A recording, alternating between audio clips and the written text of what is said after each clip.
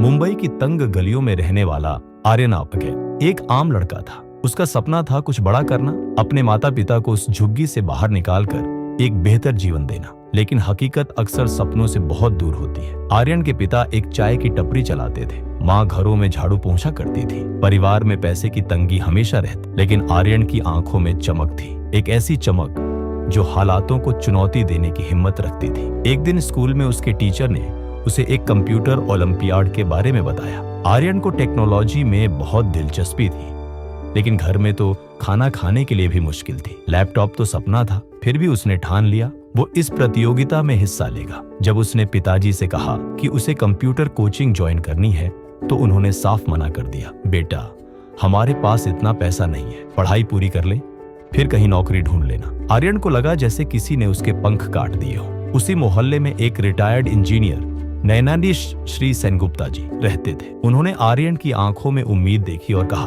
तू हिम्मत रख, मेरे पास पुराना लैपटॉप है, तुझे दूंगा, कोडिंग सिखाऊंगा, लेकिन मेहनत तुझको ही करनी होगी। यहीं से आर्यन की असली यात्रा शुरू हुई। अब हर दिन आर्यन स्कूल से आने के बाद सेनगुप्ता जी के घर जाता और घंटों बैठकर कोडिंग सीखता। इंटरनेट कैफे में बैठकर यूट्यूब वीडियो से HTML, जावास्क्रिप्ट और पाइथन सीखता। धीरे धीरे उसने एक प्रोजेक्ट तैयार किया, एक मोबाइल ऐप जो स्थानीय दुकानों को डिजिटल पेमेंट और इन्वेंट्री ट्रैकिंग में मदद करता था। जब उसने पहली बार अपना प्रोजेक्ट इंटर स्कूल प्रतियोगिता में भेजा, वो रिजेक्ट हो गया। जजेस ने कहा, अच्छा प्रयास है, लेकिन अब भी बहुत कच्चा है। आर्यन टूटा नहीं, वो हर फीडबैक को नोट करता और कोड को बेहतर बनाता। कई बार उसे रात रात भर जागना पड़ा, भूखे पेट रहना पड़ा। एक समय ऐसा भी आया जब उसके दोस्त उसका मजाक उड़ाने लगे, तेरे जैसे झुग्गी वाले क्या स्टार्टअप बनाएंगे। लेकिन आर्यन चुपचाप मुस्कुराता और फिर से लैपटॉप खोल लेता। एक दिन कंप्यूटर की हार्ड डिस्क क्रैश हो गई। वो फुटपाथ पर बैठकर फूट फूट कर रोया।